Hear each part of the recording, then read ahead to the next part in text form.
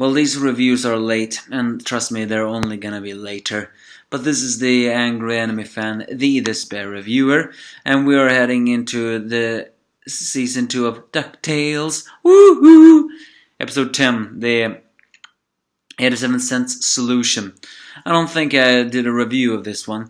Actually, a very enjoyable episode of it all, with a lot of callbacks to some previous scenes in the old show. Either way, in this show, Scrooge is obsessed about, once again, having more wealth than Glomgold, and when he takes a dive in, but he is also beginning to contract a cold that Huey tries to say he has to rest.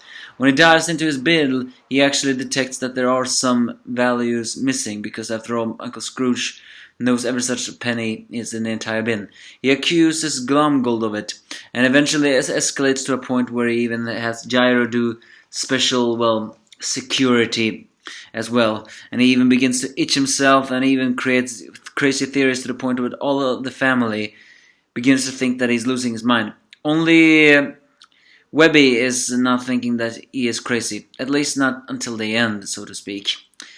Then suddenly Scrooge McDuck dies of what is considered his gold fever, which as Huey find out later, earlier in the place of a book that says that gold fever may be fatal. And of course Glomgold rubs that in the mind, especially since Scrooge's, meltdown before he so quote-unquote died got more praise in the Glomgold. But of course Scrooge McDuck is not dead. Turns out all this plan that he was robbed really did happen.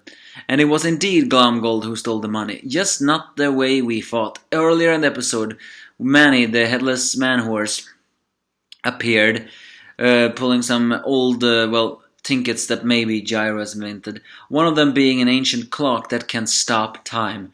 Of course, only Gyro will throw away an invention that is actually dangerous, without even realizing what it really is. And once Glomgold picks that up, he accidentally stops time for a whole year before he actually realizes what is going on and gets back into real life time. So he takes that time to stop time, steal some 87 cents from the vault, which is just enough for Scrooge to know what is happening, and then he even begins to create the things, the illusion of gold fever, typing something into Huey's Junior Woodchuck guidebook, since he always trusts that, and then itches Scrooge when time is up, so he begins to scratching with similar to gold fever, and then even licking the furniture.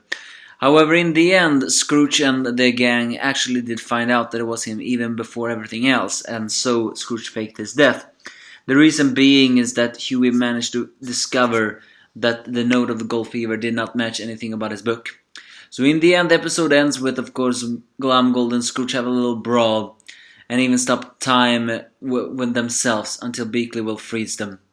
In the end, this is Glomgold's loss. As Scrooge says that he always has his family to boss him back. As I said before, there are a lot of funny moments here. Seeing Scrooge have his, meltdown is really amusing.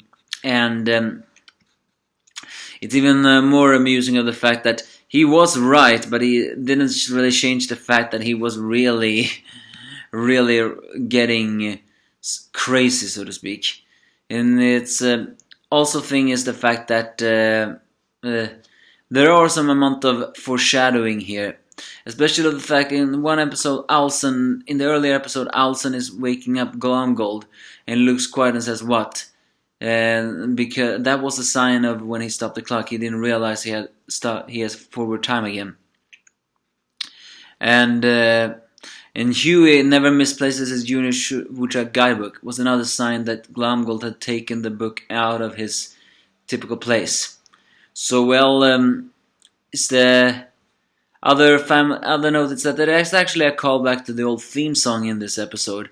One thing is that when Gyro is testing all the securities, he makes Donald walk through a shocking gate, which is very akin to the one Scrooge walked through when he was in prison with the old 87, Gyro of that robot when he took over.